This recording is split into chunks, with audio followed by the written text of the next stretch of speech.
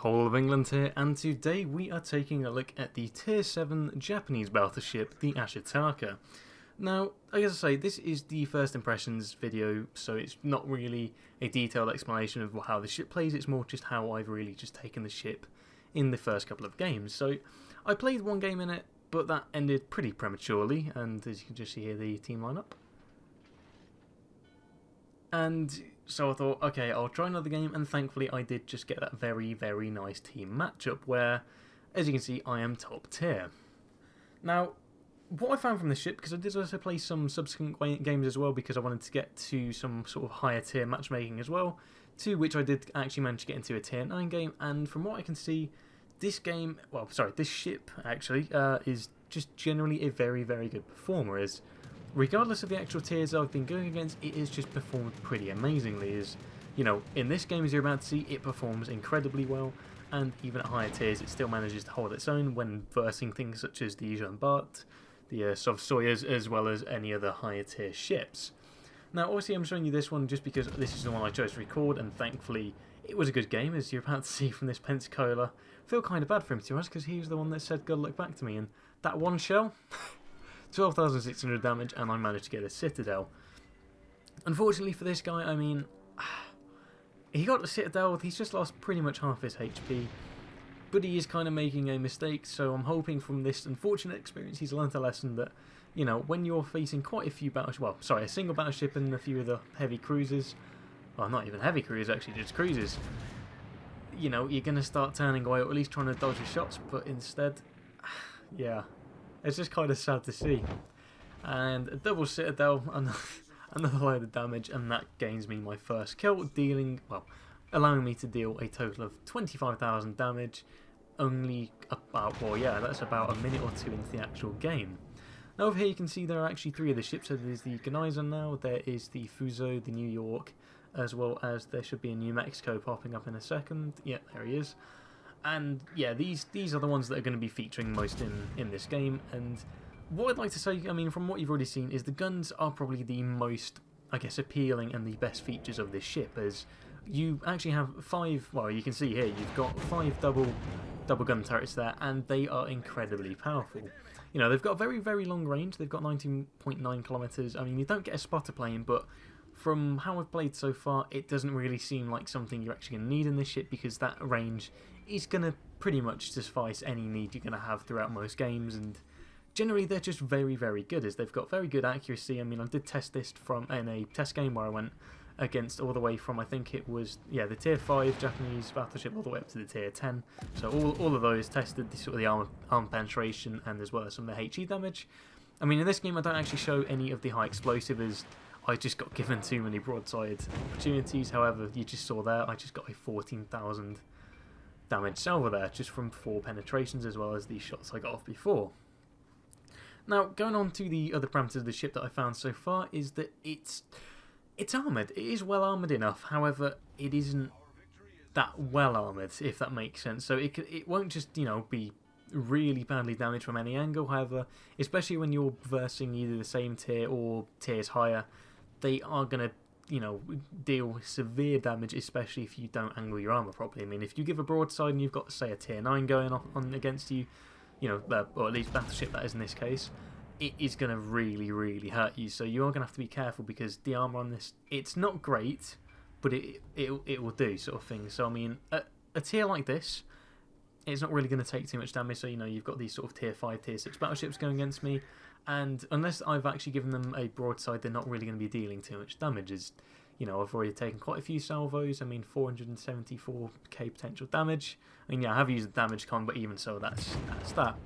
As you saw earlier as well, there is quite a few planes going around. They went down pretty fast too. I mean, didn't do too much damage, but the one thing that's good about the ship is the fact that it can't see tier 10 carriers. As instead of it being a tier 8, it's only tier 7, meaning it can only go against tier 6 and tier 8 carriers.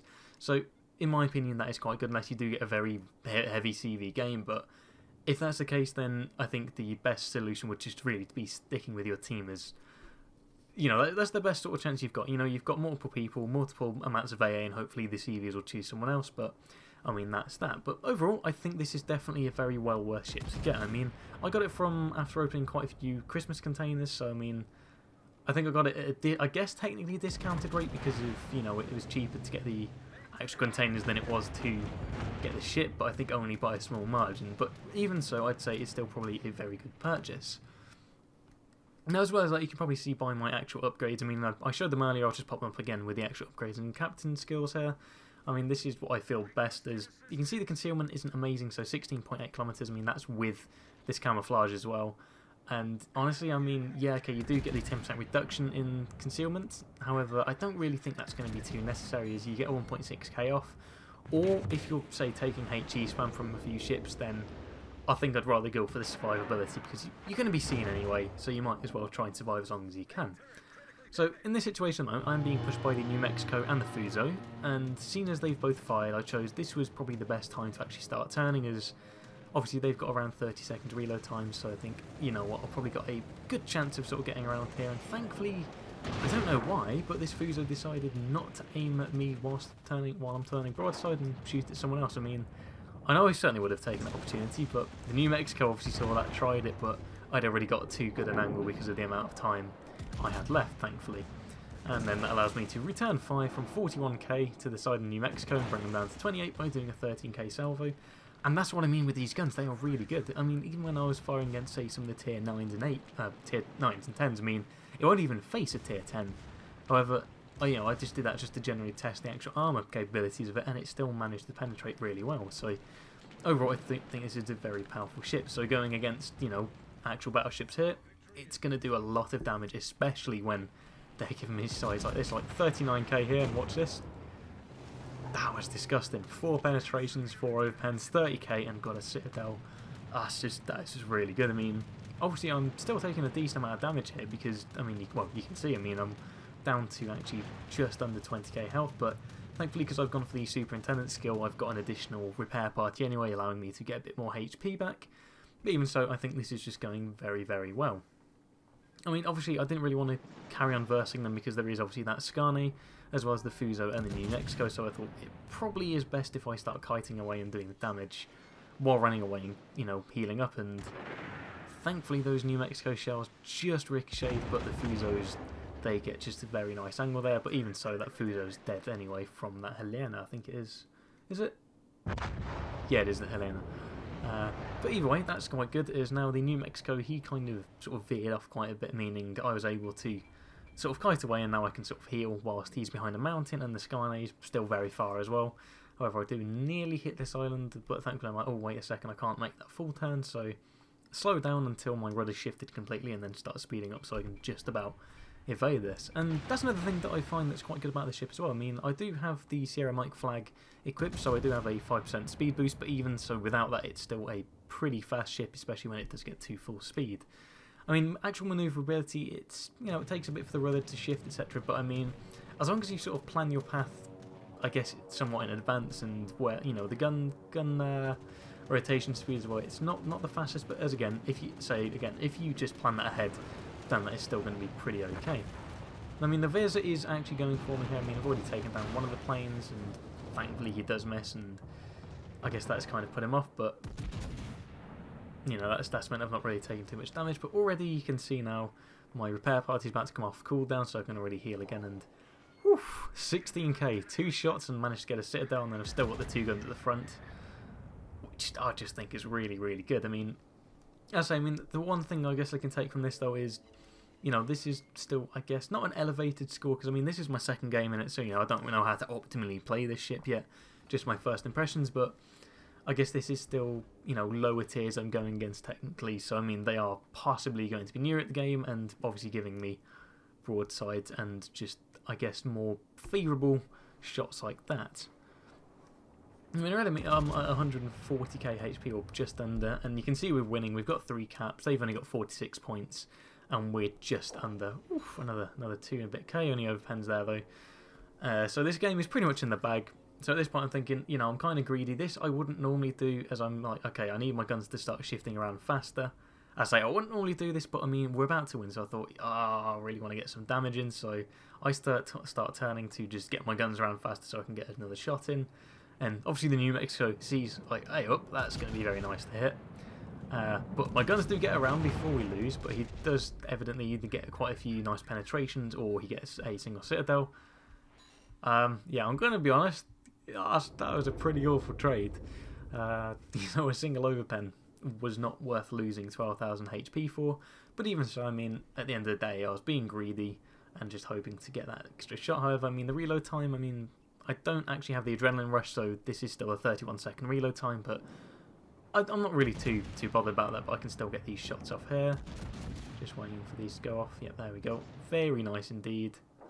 So, 1 overpen. Well, yeah, 3 overpens unfortunately, but someone else does actually kill the Skarne, meaning that we do get to the final points. And as you say, that was generally a good game to show how you actually play this ship. Now we go to the results screen, so you can see, I mean, a very nice amount of credits there. So 487,000. I think I did have, I believe it's the Zulu flag on, so I do have a few additional credits, but even so, it still has a pretty nice amount of credit earning capability, and let's say that's a very nice result, along with 6,000 XP, which, you know, obviously it's not going to matter too much because that's a premium ship, but the 1.2k free XP is quite nice. And now we go to the actual performance. The 146k, I mean, as I say, I'm top tier, so this is sort of, I guess, optimal performance you're going to get in this ship, but I'm almost certain some people will probably have gotten way over 200k with this, especially with the right situation and scenario. So 51 main battery hits. I don't have the actual sort of which ones I got, so the penetrations, overpens, non-pens, etc. But I mean, with 146k, I'd say most of those were penetrations. Only 6 aircraft shot down, but then again, the aircraft didn't go over me very long, so I guess that shows they were quite effective. But again, that is a tier 6 carrier rather than a tier 8, so I'll have to see how this performs with going against tier 8 carriers, but even so, I think it still has some rather good AA. There was only the 1 kill there, the initial Pensacola at the start, but even so, I think the damage sort of outweighs how many kills I got there. The single fire, I didn't actually fire any high explosive main shells, so that's going to be some of the 11 target hits. 5 citadels, very good. I mean, I think 3 of those were on the Pensacola and the other 2 were on that Fuso, and then a single spotted rim, so that's pretty much it for the initial battle screen. Quite happy with that. So top of the team there with 1,796 base XP, just slightly over the Shiriatsu, who also did a very good job there, managing to get 2 kills, so very well done to him, and then the rest of them just slowed down, so again, quite a good performance. Then detailed report here, so 25k for the Pensacola for killing him.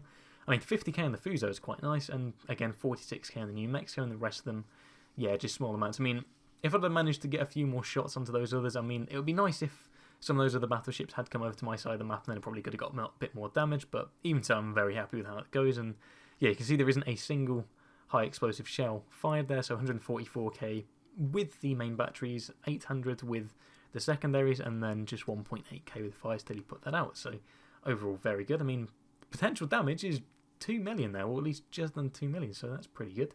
Actually, I've just realised if I go back a second to the first slide, I didn't actually cover the achievements there. So I've got the Dreadnought, the First Blood, and the High Caliber. So yeah, again, very, very good there.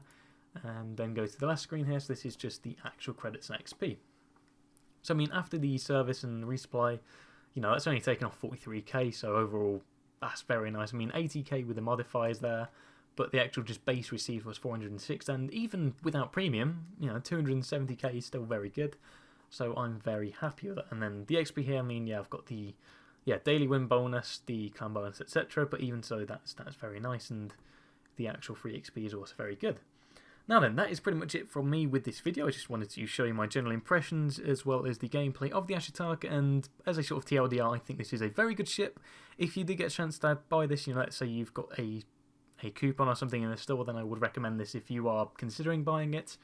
And that's pretty much it from me, so I hope you found this gameplay just interesting and good to watch, as well as possibly, you're thinking, oh, do I get this or not? Hopefully that's given you some sort of, I guess, headway or insight into whether to get this or not. But that's pretty much it from me, so if you want to see more like this in the future, then make sure to subscribe, and if you also enjoyed, then make sure to leave a like, and that's pretty much it from me. So thank you very much for watching, and I'll see you in the next one.